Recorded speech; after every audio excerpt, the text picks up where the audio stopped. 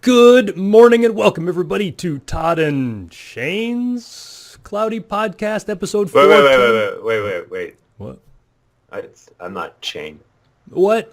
Who are you? Who mysterious person have invaded my podcast? Who are you? I walked onto the internets and here I am. This is Marc Anderson. Well, hello, Marc Anderson. I've been threatening to bring you on the show many times, and today I made good on my threat.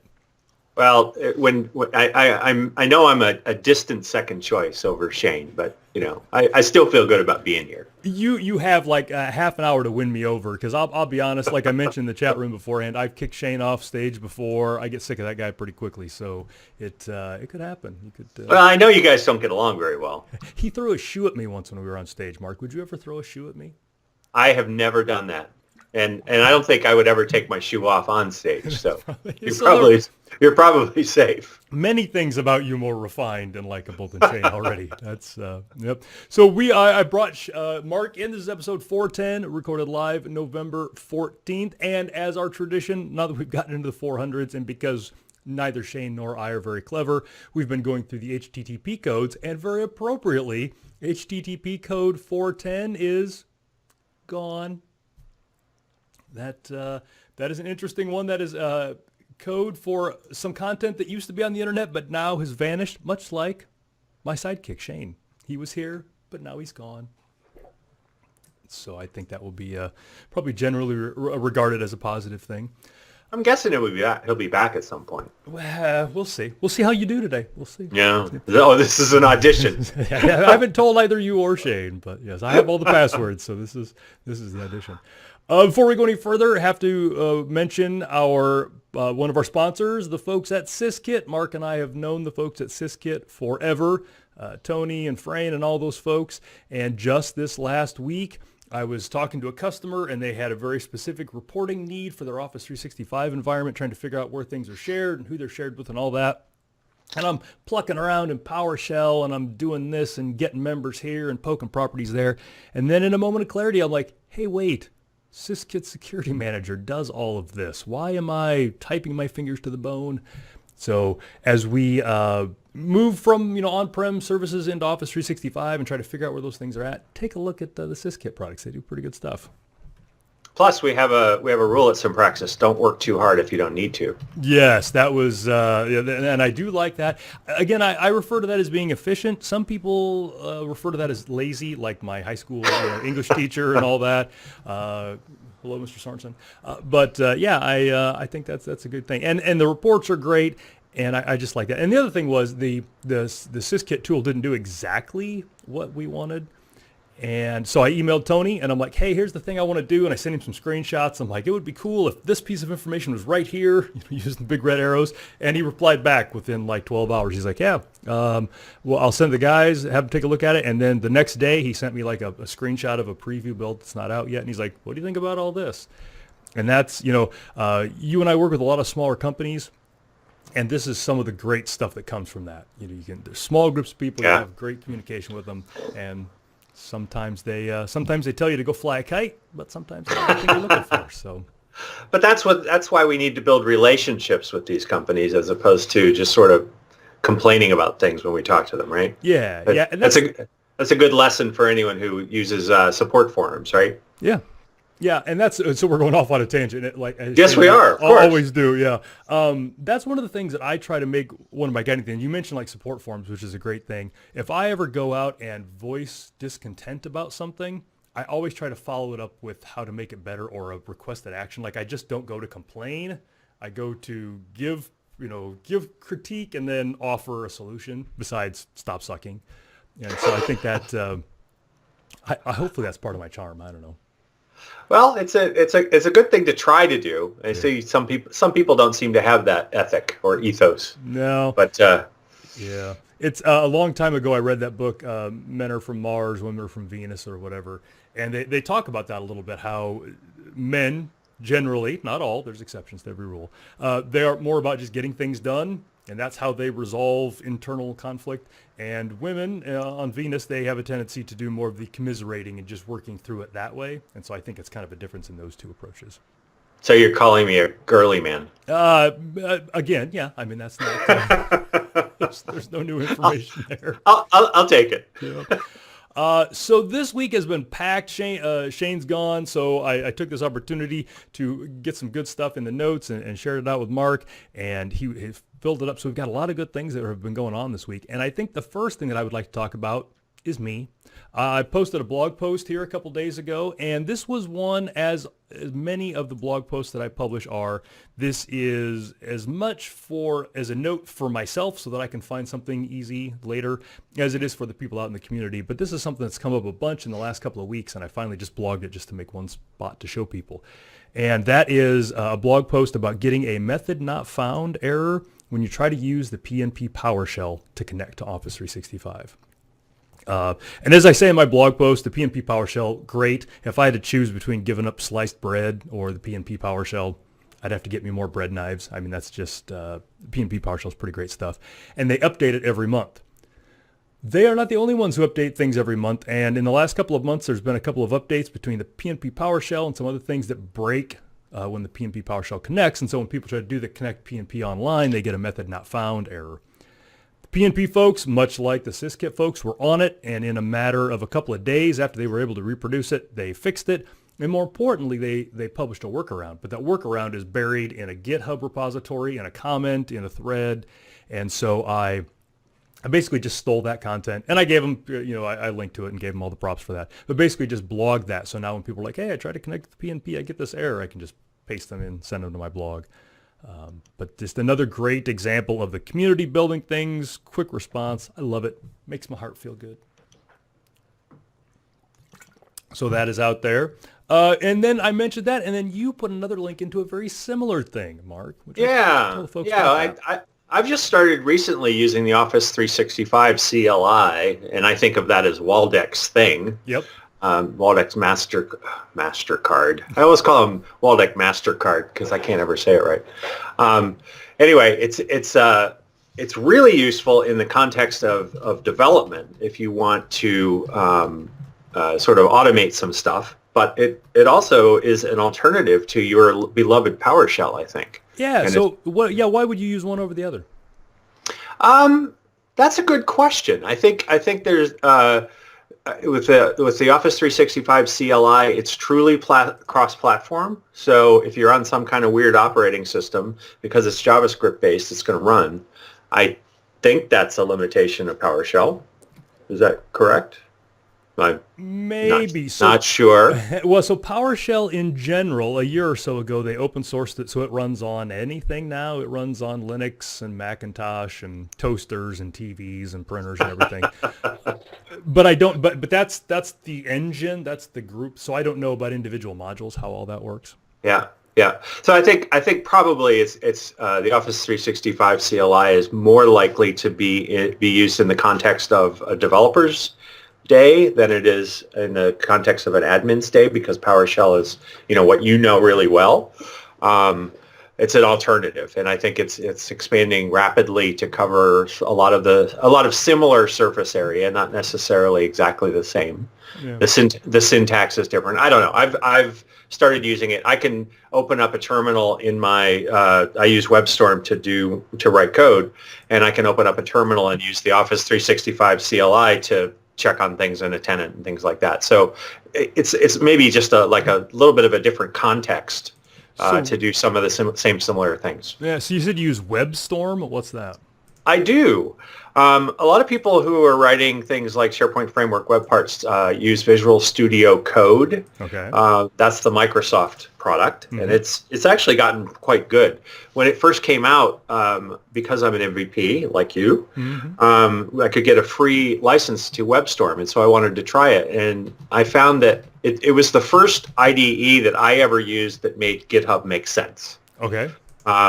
GitHub to me was just backwards and sideways, and I did not understand how it worked. It pushes and pulls and stuff. and WebStorm gave me a couple of buttons that just were like upstream and downstream, and that made sense to me. Okay. So that was a big help. So there's great integration with GitHub, and I think that was what sort of sold me, and I started using it to do all my development, and I still do.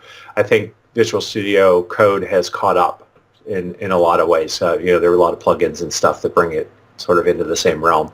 But WebStorm's been around for a long time, so the ecosystem's a bit bigger. If you're a web developer as opposed to a Microsoft web developer, you're probably more likely to run into it. So this is a product by JetBrains? It is. It Right. is. And with a name like JetBrains, how can you go wrong? JetBrains, WebStorm. I mean, this buzzwords alone, I'm in. I don't even know what it does, and I'll take two. I like it a lot. I find that it's great. And early in the SharePoint framework days, I was talking to the product team about the fact that a lot of the build tools didn't work in WebStorm, and they took care of that. So everything works just great there. Excellent. So then WebStorm is, so I just hit the page, it says it's an IDE, but you said you get into it. So how do you run the Office 365 CLI from inside of there? Well, you want to see? I could show you. I mean, I'm not sure if technically we can handle that, but I say go for it. You're on full screen over there, so. Well, I won't spend much time here, but here's a project I'm working on, and let's see, if this takes me too long, then I won't do it. But I have a terminal window right here, and Visual Studio Code has the same idea. You've got a terminal window there, and I can type Office 365 and start well, not like that, I can't. And I can start issuing commands. So I can't see your screen. Oh, because I'm not sharing my screen. I'm no expert, but I can't help but think that's figuring in somehow. Well, let's see if I can do that. Share screen. You see it now? Oh, there I do. So now remember, they're seeing like the middle half or middle third or so. Okay. So I can make this smaller. But you see this terminal window down here, and I've got the Office 365. No, we see your email. Huh, you're on the wrong screen. No, you're on the wrong screen. Yeah. No. I'm on the wrong screen. There we go. Okay. How's that?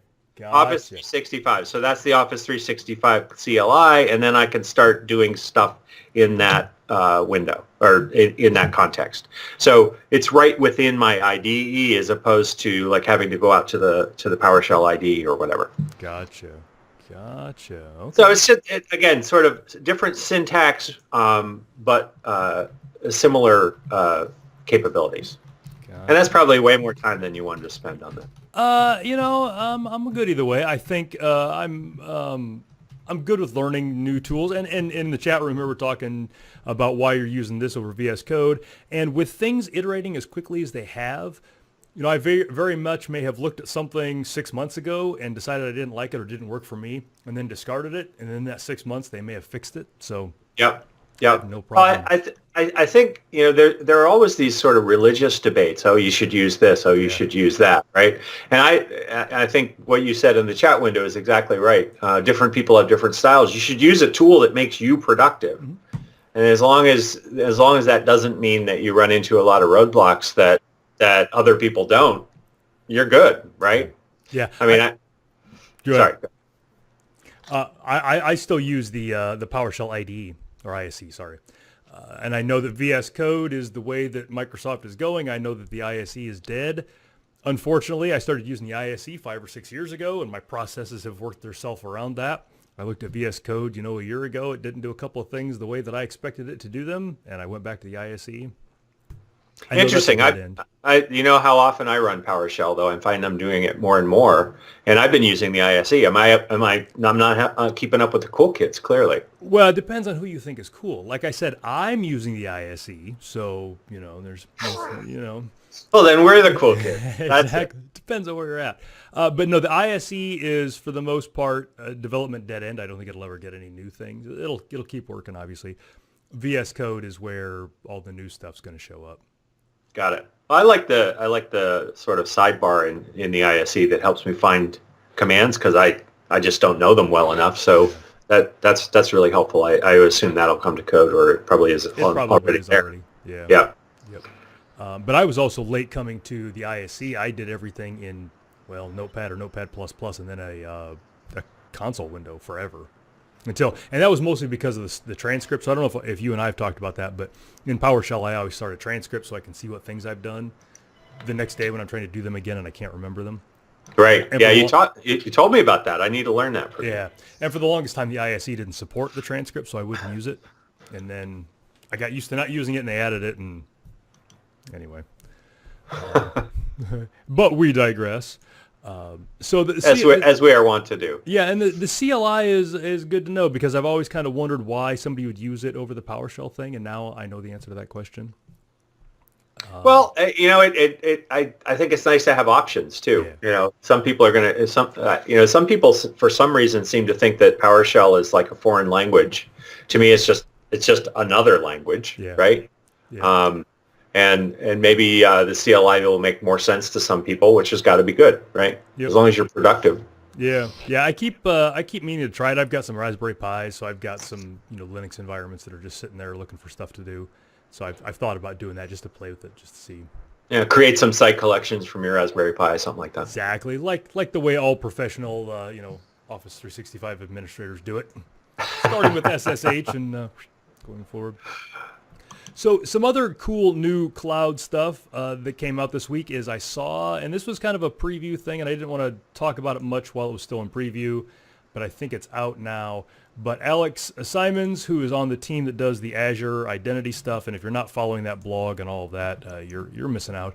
But he tweeted something last week that they are now starting to work into the Azure portal, so not Office 365, proper, but the Azure portal, the ability to switch accounts. Yeah. Oh my God. So Microsoft has only been behind Google on this for about 7 years or so.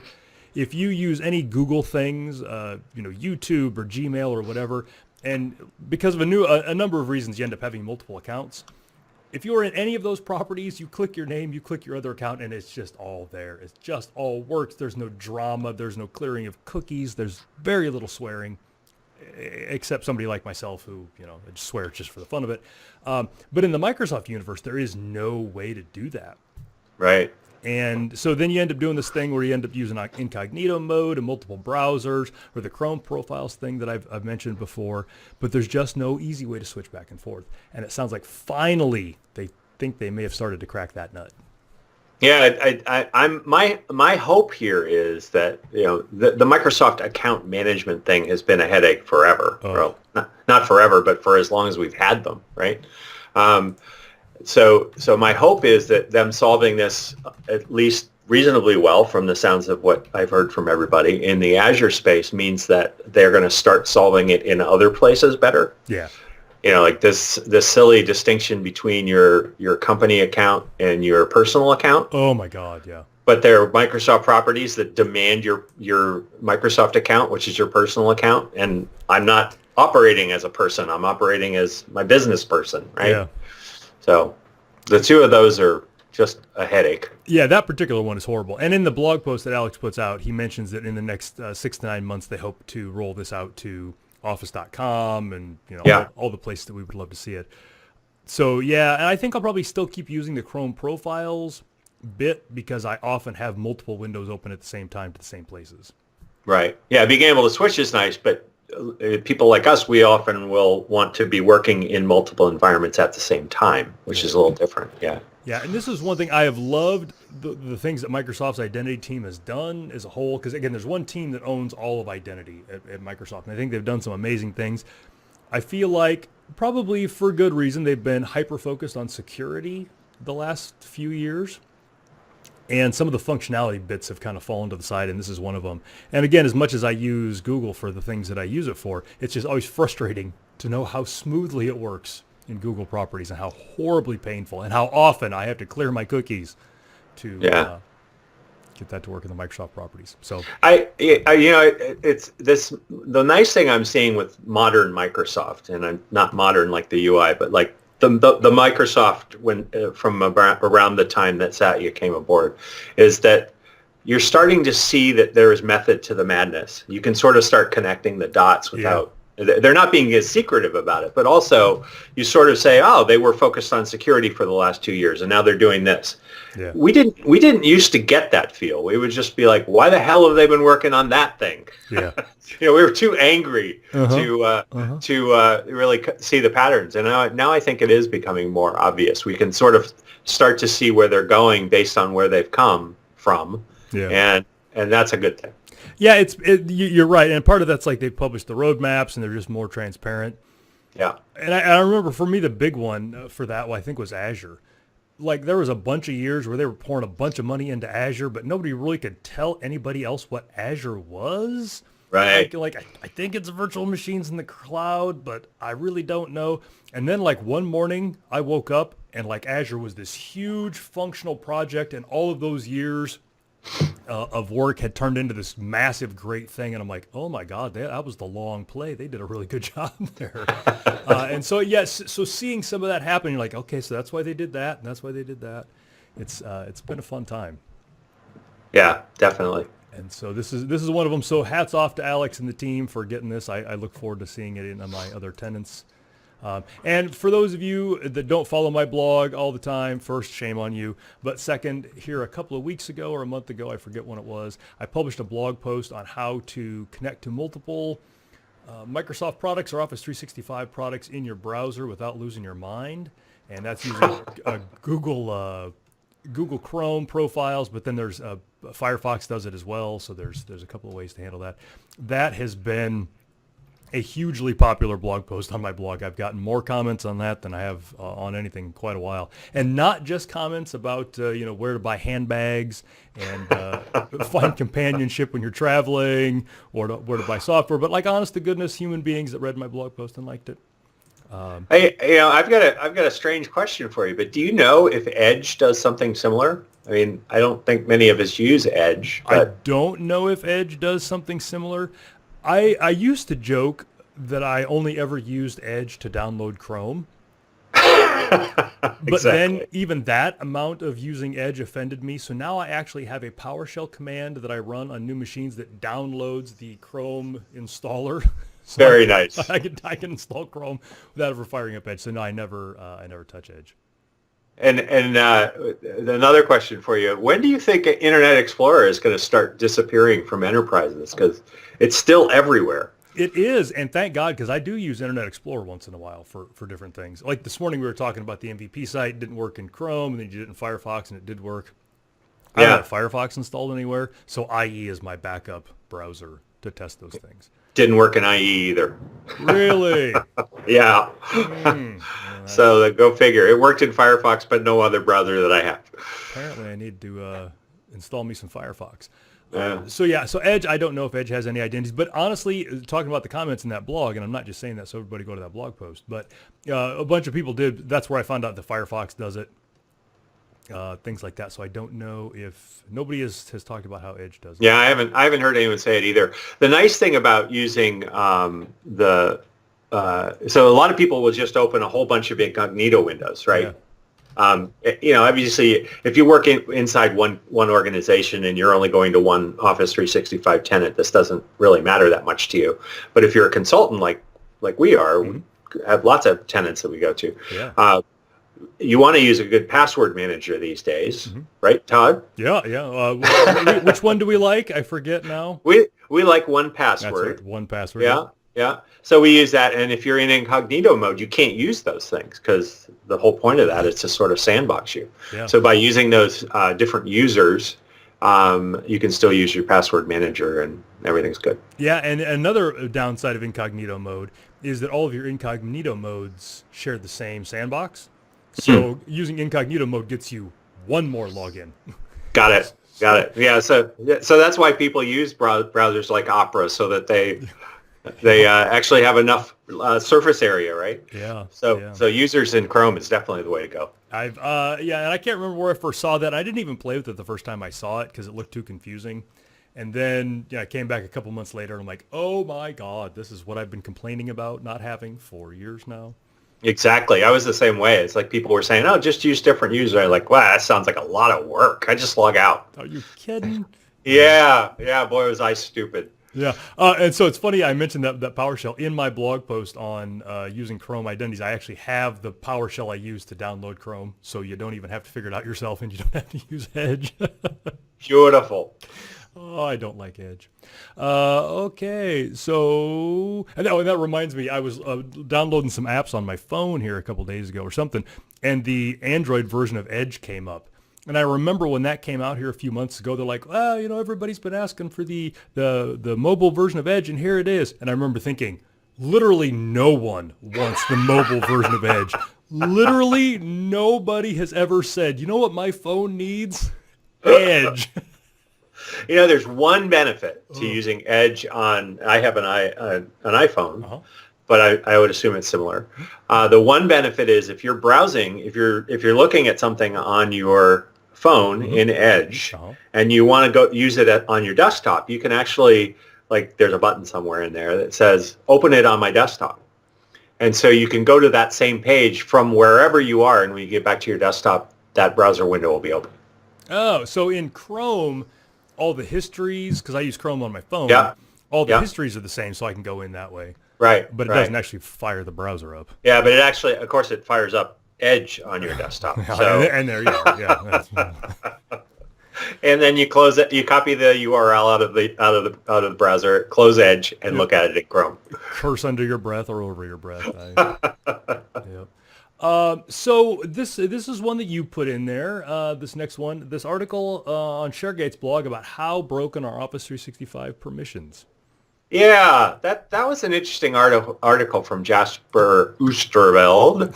I was having a little bit of a back and forth with Mark Rackley on Twitter the other day, and he was just saying that the permissions are totally broken, and I kept asking him, well, how? Like, what's the actual problem? And then this article from Jasper came out a day or two later, and it's like, oh, geez, yeah, I see what you mean.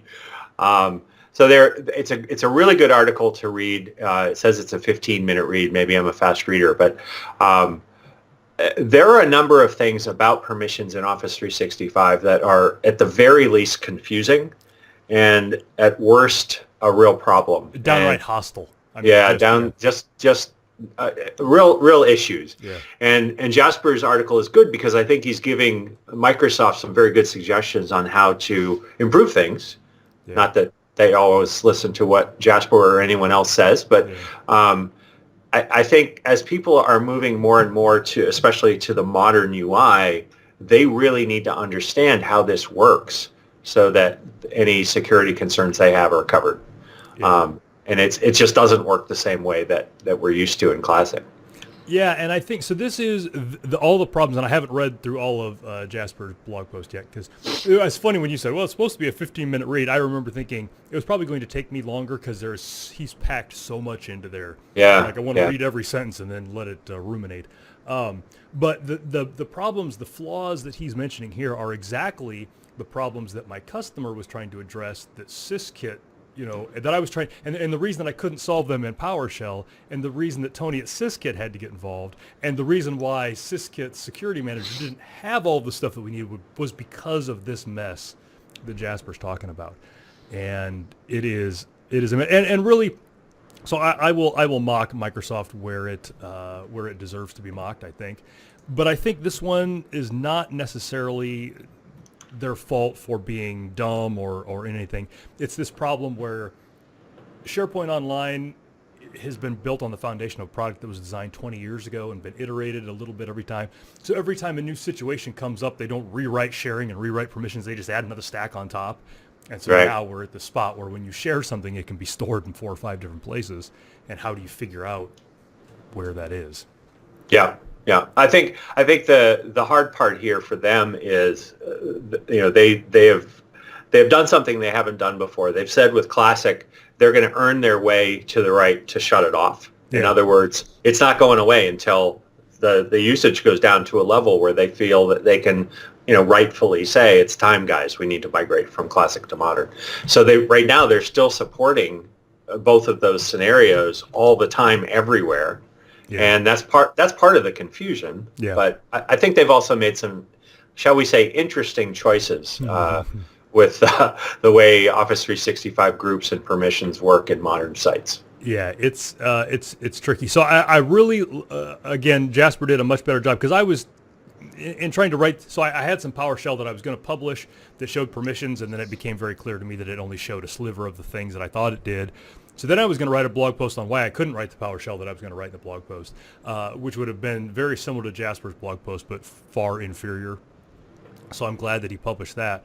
One thing I do want to pick at Jasper about is his blog post, while incredibly informational and very valuable to a man, woman, and child alike, breaks my cardinal rule of the internet, and it's particularly important on this topic, is it doesn't have the date that it was published. Oh, yeah. And, I actually got the ShareGate folks to put dates on their posts for a while. uh-huh.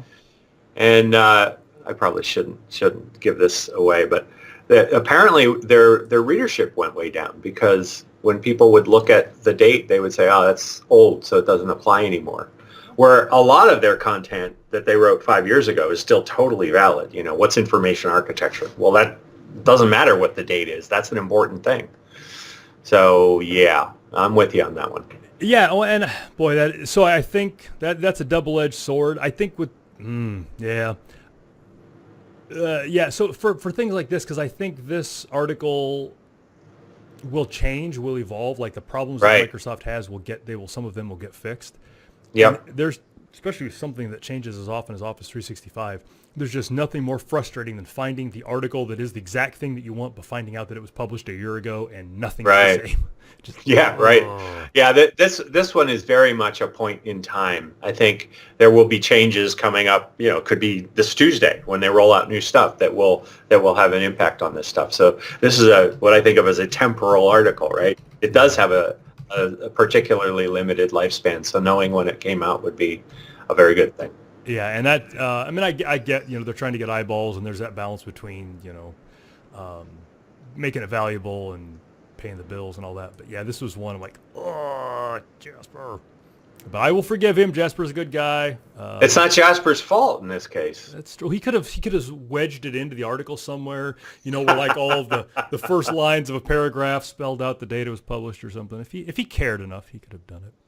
Well, now that you've brought it up, maybe I can talk to them one more time. I actually talked to Benjamin about this just last week. Yeah. Well, and this brings up another, as we digress, a really great piece of advice that I read several years ago was the answer to the question, who is the idiot that thought this was a good idea? The answer to that is almost always a well-intentioned person who is just seeing the situation from a different perspective as you. Yep. And so this is a classic example of that. My first impression is, who is the idiot who thought about publishing this article without a date? Who thought that was a good idea? Who is that idiot? Well, we know the idiot's Ben, so that all makes sense. But Ben's perspective was, we different. His perspective is different than mine. And his perspective is, we're running a business here. We got to pay these nice folks. And part of the way we do that is with web traffic. And if we put the date in there, our web traffic goes down. Yeah. And we have sad Canadians, and no one likes sad Canadians. Sad French Canadians. Yes, even worse. Yes, very tragic. They are triste. Yes, yes. They do so triste. And the accordion music, it just adds to this. So sad. So I mean, that's the thing, and I totally get it. It won't stop me from making fun of Ben about it, but it helps me understand why it's there. Yeah. Speaking of good intentions, who are these idiots? You put a note in there about SPFX 1.7 coming out, and I have no idea what any of that means. So tell the Sure you do. Sure you do. So this is SharePoint Framework 1.7. We're seeing rapid improvements in that whole framework, which is awesome. Yes. We had a 1.6 came out around Ignite time, if I remember correctly. Wow. So that's pretty quick. Yep. And there were a few things that didn't make it in here that we thought might be there. But there's some good things. SharePoint 2019 support. So if you're staying on-prem and you've built some SharePoint Framework web parts or whatever on SharePoint 2016, then it will work in 2019, which is a good thing. And then dynamic data, which is the new word or new phrase for web part connections. Gotcha. Yes. Something we haven't been able to do, been able to build two web parts to talk to each other in the SharePoint framework. Which is So tough because that's been around forever in the on-prem world. right. Again, I got to say kudos to Microsoft. They're not looking at everything that used to be and just rebuilding that thing. They're trying to figure out a way to build functionality that addresses what people want to do with that. So it's like a reinvention, and I think in this case it's probably the right one. And then there are a couple of developer preview things in 1.7. We can build applications that work in both SharePoint and Teams, which I think is pretty exciting. Yep. You write an application, you can also put it on a Teams tab. So depending on how your organization sort of traverses the different stacks, you can build one thing and everybody can consume it, which is, I think, very good. Yeah. Full page. They're calling it full page apps, or actually they had another phrase for it. Let me just get it right. Single part app pages. Yeah.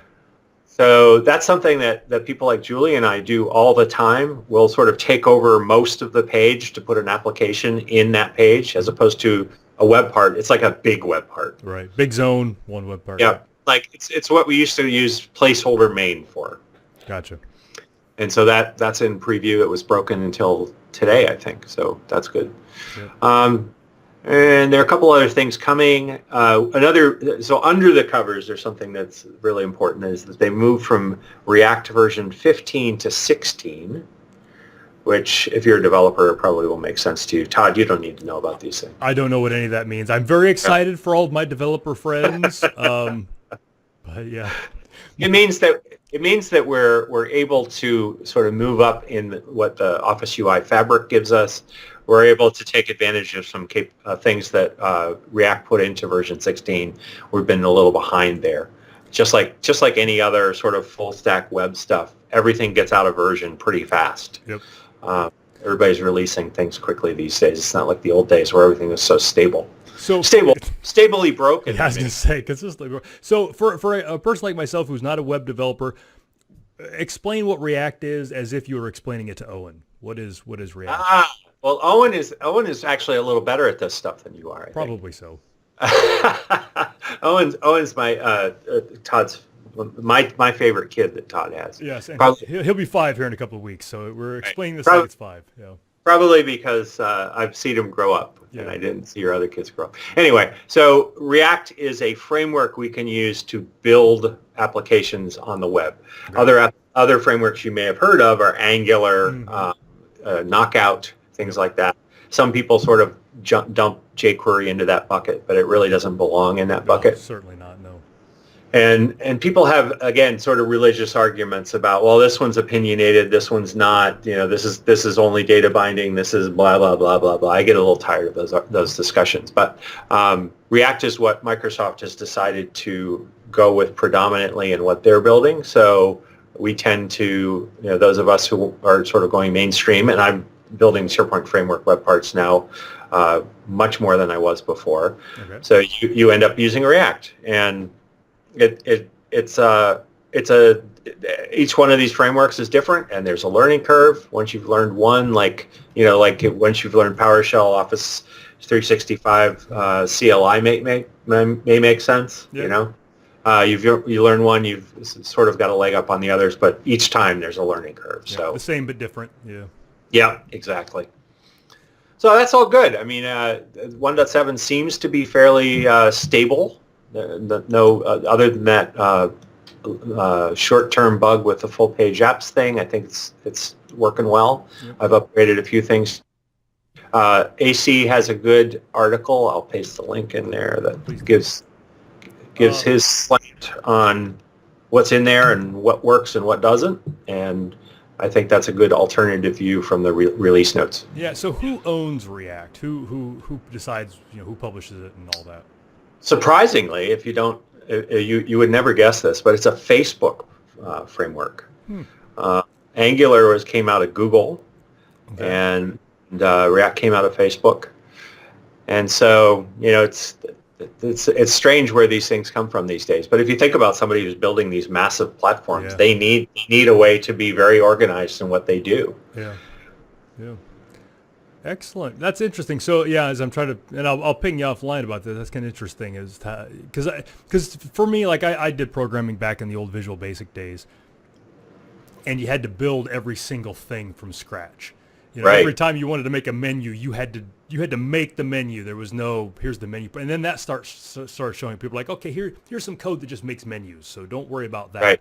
And so this feels like 2 decades later of that, where you're not having to define every single item of functionality. Well, yes and no. I mean, modern web development, we use a ridiculous number of external libraries. Okay. Either while we're developing or in what we deploy. Right. And that's a scary thing for a lot of people, because it's literally thousands of libraries that go into making up these solutions now. And they're anything from, there was a big disaster a few years ago where this LeftPad package that literally just took numbers and put LeftPad zeros on them. Mm-hmm. Like if you wanted to say, instead of saying 1, it said 001. Right. Well, the guy who wrote that just pulled it from NPM and just, it wasn't there anymore. So everything broke, because whether people really needed it or not, it was in a lot of solutions. Sure. And so, we get a lot of these libraries, but it doesn't mean that things are necessarily easier. It means that we have to learn how to take all of those piece parts. It's like you're building a house and someone dumps all of the ingredients for that house in the yard. Right. Well, that's great. It's really easy to build a house now, right? No, because it's like, I think this is a brick and that's a sink and that's a pipe. Yeah. Great. Well, and so in that analogy, I feel like that's the way it was 20 years ago. And when I see the things now when they dump that thing out, now it's, structured ceiling joists, it's things like that. You still got to know how to put the pieces together, but you're not working with every atomic element. It's not just a bunch of nails and now it's exactly. bigger chunks of functionality built together. You've got the analogy perfectly right. I mean, I think we get componentry as opposed to the actual raw materials. Yeah, and I think for a guy like me who doesn't program a lot, that's probably pretty handy and gets you up to speed and being able to make very simple things quickly, because you can just bolt them Well, together. it's like in I take PowerShell with you, right? But you've got a lot of PowerShell recipes. You've got things that you've written over the years that you just reuse, or that you call one of those things from another thing, right? Yep. Well, that's what all of these things sort of add up to. They're abstractions of a concept that just get bigger and bigger and sort of layer on top of each other. Excellent. Well, that's good stuff. So one other thing that I wanted to mention is a few weeks ago, and I think, Mark, it actually came from a conversation with you a long time ago about AutoSave in SharePoint Online, and how AutoSave is great, because how many times over our professional lives or private lives have we typed something up, forgot to hit Control-S, we've lost it, and so AutoSave is functionality inside of the Office 365 click-to-run versions of Word and Excel and all that just automatically save everything, not in the web page, but in the thick client. And we all thought it was great. And then we started noticing little things that were less great about it. And I think you and I was the first time I thought about this one, is we iterate on stuff. So you and I were working on SOWs yesterday, and the way we do that is we take the last SOW we use, we open it up, we start changing things, and then we save it as the new SOW. And I've been working that way forever with AutoSave. Now, when we do that, when we start changing the old SOW to the new information, Office 365 is staving it for us behind the scenes and overwriting the old stuff. So that was the first little nit with AutoSave. So you and I had to change our thing. Now we copy it, rename it, and then open that up. Right. Which is fine. But our friend Agnes, who is a search expert who does days-long search seminars, which I would just love to sit through one of those and just soak it all in. But she brought up another one where AutoSave gives search some weird signals, and whether that's a good thing or not.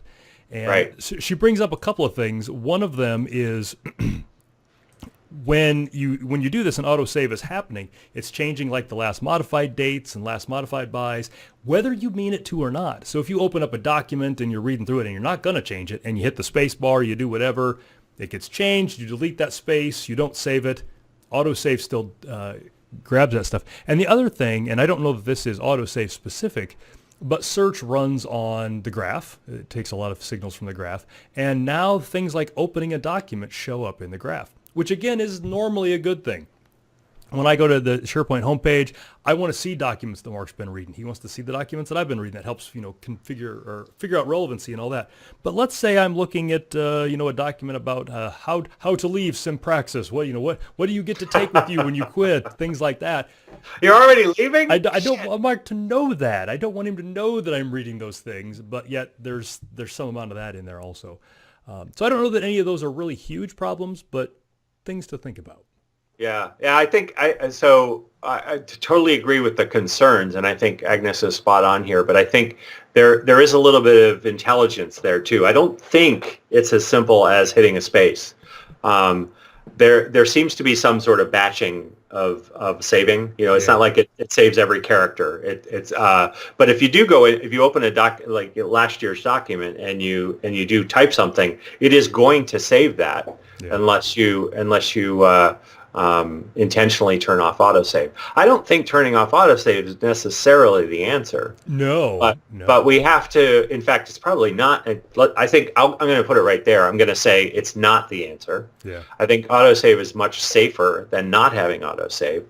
But at the same time, we have to change some of our work processes. Like you said, copy the document first, then open it. Because otherwise, you open last year's document, you start typing, it becomes this year's document, and last year's document isn't gone because we have versioning now. Yeah. Remember that around the same time that they started implementing autosave everywhere, they increased the default version level to I think it's 100, right? I think when they did the first time they did, they bumped it like 500 or something insane like that, and then everybody's like, "Oh my God, you can't do that!" And they cranked it back down to something less crazy. Right. But it still has that has some implications on some compliance issues in some organizations. So there's a lot of ripple effect from this. But I think in general, autosave is a good thing. Yeah, and I've so I don't know when autosave when you and I first started talking about it, maybe 2 months ago, 3 months ago. I've become completely dependent on it, and I've got different machines here at home. Some are running the Office 365 build of Word and Excel, and some are not. And the ones that are not don't have autosave turned on, and I just don't save documents anymore. And so when I close that thing, I'm like, "Are you sure you want to close this? You'll lose all your changes." And I'm like, "Lose all my changes? You haven't been saving this the whole time?" I've been around for so long that like Control S is something that I do like when I'm not even at a computer. I think it's like it's go right after the period. You type a sentence, period, Control S, space. Yeah. Well, thank goodness when you have autosave on, it doesn't say, "Oh, you don't need to do that," because it would be telling me that all the time. Yep. So I'm with you. I think autosave is a great idea. I don't shut it off, but it's just knowing the little intricacies of it and changing your business processes accordingly is a good idea. And I also use a bunch of other tools that don't have autosave, like Notepad++ and the PowerShell ISE and all that. So I'm still in that habit of hitting that. And thank God that the S. The word save starts with S, which is a key that sits close to the control thing, so it's a one-handed deal that just kind of rolls off the fingers. Thank goodness for that. It's not like, Control P or Control plus sign or something. Yeah, Control / hat. Some of the if you ever drop down some of those menu options and see what the shortcut keys are, it's like you got to be kidding me, right? You got to use your elbow. And that's all pretty bad. All right, so we've gotten through the topics. We're kind of running out of time here. One of the things we want to talk about is any community stuff going on. I know you and Julie are both all up in the business of the SharePoint Saturday stuff and SharePoint user groups up there in New England. Why don't you give those a shout out while we're in here? Yeah, well, New England is pretty rich SharePoint, not SharePoint user groups. We have one in New Hampshire that Julie actually runs that meets in southern New Hampshire on, I don't remember what day. If you want to know, ping me. And then there's a Boston area SharePoint user group that is merging with the Office 365 user group in Boston, so that should make it a little more robust. Yep. And I mean, they both cover similar stuff sometimes too. So having two it's been nice to have two, but I think merging them probably makes good sense. And we had a SharePoint Saturday back in October that I think went pretty well. We had a nice time up at Microsoft's offices. Excellent. Julie is the organizer extraordinaire for that. Excellent. I spoke up that a few years ago when Himmelstein was running it, and it was good. Yeah, you're supposed to come when we're running it. Well, so that all didn't happen right away, and that's usually the weekend around my anniversary, and Yeah. it gets. But yeah, I imagine that'll be in my employment agreement Yeah. somewhere. If I don't, Nah, we'd love to have you though next year, October 19th, I think it is next year. okay, so maybe I can talk to the lovely Mrs. Clint, and we can make that work. For shameless self-promotion, here in a couple of weeks, I'm going to be in Ljubljana, Slovenia for the Thrive Conference. That is December 3rd, 4th, and 5th. The conference itself is the 4th and 5th, but I'm doing an all-day session on the 3rd on just administratory things. You can go to thriveconf.com and sign up for that. If you're in Europe, for goodness sakes, sign up if you haven't already. It's just a quick train ride down to Ljubljana. Beautiful country, great people. Can't say enough good things about them. If you're in the U.S., you're going to want to book your flight soon. Ljubljana is not the easiest place to get to outside of Europe. I say that as a guy who made my flights here a couple weeks ago. But a great conference. Branka, the woman who puts it on, does a tremendous job. Have been there like 3 times. Can't imagine not going back. So I will be there. And I got to try that. I got to try that one sometime. You will not be disappointed. And for those of you that don't know Mark well, he is a seasoned world traveler and loves to see new places and explore them. So I think this will be great for you. And a lot of the usual suspects are at that one. And I mean that in the most positive way. Yeah, as positive as can be, yeah. And while I'm going to be there, where are you going to be, Mark? Well, I'll be at SharePoint Fest Chicago, a little more local, so maybe some of our U.S. viewers might be showing up to that one. I do have a discount code for that if you haven't registered and you'd like it. I just don't have it handy. But if you're thinking of registering between now and December 3rd, hit me up and I will give you that code to save, I think, $100. Yeah, it's probably something clever like your last name or your first name. Yeah, I think it's something. It might be Anderson 100, but I might be thinking of the wrong conference. Oh, okay. So, but I don't remember. It's actually there's a link on my homepage of my blog. Well, what is your blog? Tell the nice folks what your blog URL is. Oh, what is it? I don't know. I asked you first. I'll put it in the chat. It's simpmark.com. Excellent. And no one ever asked me why it's simpmark. Well, I would hope they would be able to piece that together. But well, I guess people are smarter than I give them credit for. Yeah, it's obviously Simpraxis, Mark. Yep. And then you're going to be doing another SharePoint Saturday event. Tell the folks about that.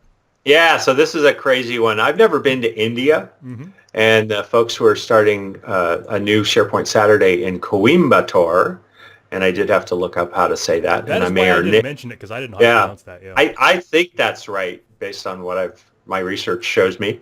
So that's right after the first of the year. I'll be heading over there on January 1st, and get to see a little bit of India for a one-day event. But I'm psyched to be able to be there to sort of help them initiate this thing.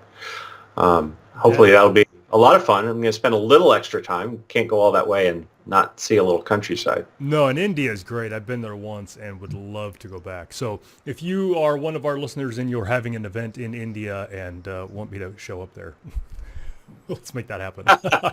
I like... Or if there's another event around that time somewhere over there, let me know. Maybe I can hop over. Yeah. But by all means, great. I loved it over there. Had a great time. Yep. And then the next month in February, I think we're all going to be there at SP TechCon in Austin. I'm going to be there. Lori's going to be there. Shane's going to be there. I assume you're going to be there. I'm going to be there. There we go.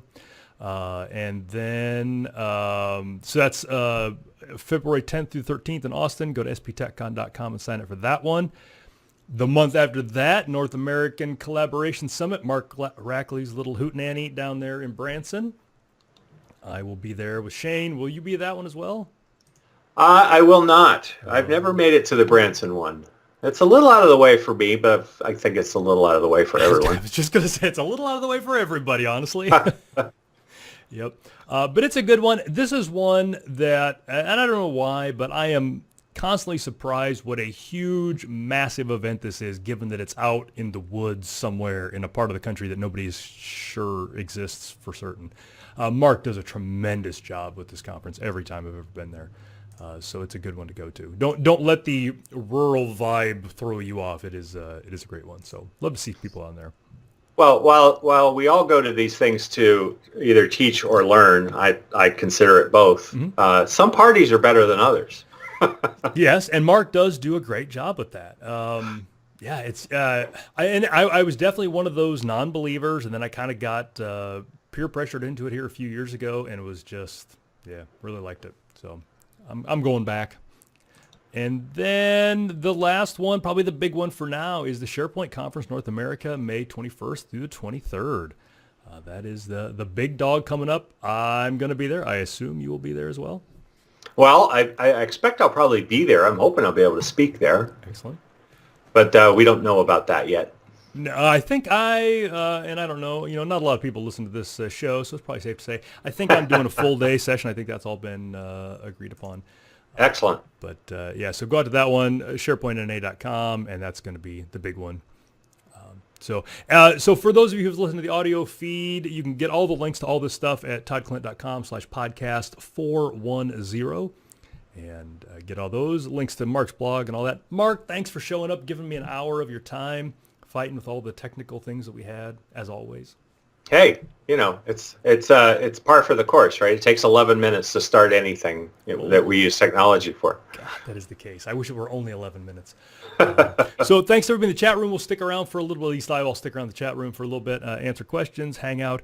As always, we do this on Wednesday mornings, and then you can find it on the YouTubes. You can hit me up on Twitter. I'm at Todd Clint or Todd.Clint or Todd at toddclint.com. I've got a bunch of email addresses that are all combinations of my name. It's very confusing. How can the folks reach you? I'm Simp Mark on Twitter, at Simp Mark. Same as my blog. How else would they want to get me? I don't know. That's probably good enough. Is that because you're very sympathetic? Is that? Yeah, that's it. It's I'm very relaxed. Yeah, so you like the symphony? Is that? I like music. So true story. Before we sign off here, when I started at Simpraxis, it was a couple days in. I'm like, so Mark, I got to ask, what the hell is a Simpraxis? Was this like on your tray in Scrabble? And you're like, what this? So that's a game my kids and I play. We'll hear some weird phrases. We're like, that would be a great band name. That would be a great song. I'm like, did you see that? I'm like, that would be a great company name. I don't know what it would do. And then you told me and it made perfect sense. So tell the listeners. So when I was starting the company 10 years ago with my buddy Pete, we had a friend whose wife was Greek. And so we thought, at the time, everyone seemed to be putting X's in their names of things for some reason. Sort of that, how do you find an internet property that hasn't been used yet?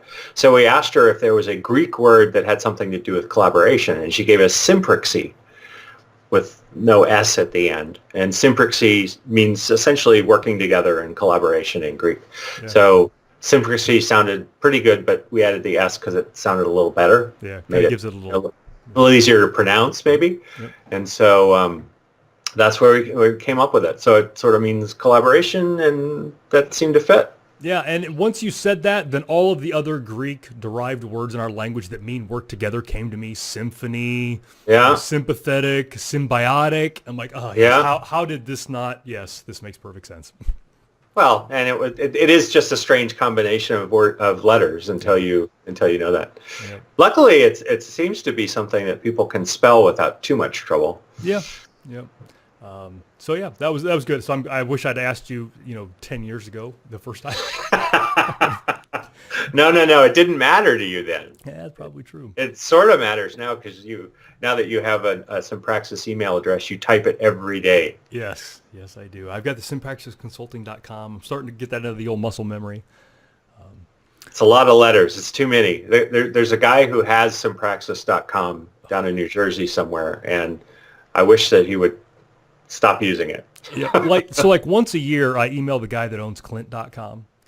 And he doesn't use it. And I'm like, hey, I would love to have this. And, I tell him all the things. I'm like, if you have any email addresses, I will forward them to you. We'll make that work. If you have any web things, I'm happy. Whatever makes you say yes, I will do. And so I sent him this 2 years ago. I sent him this huge email. It was like 3 paragraphs long, all the stuff. Hey, my last name's Clint. I would love, whatever. He replies back, not interested. Was it?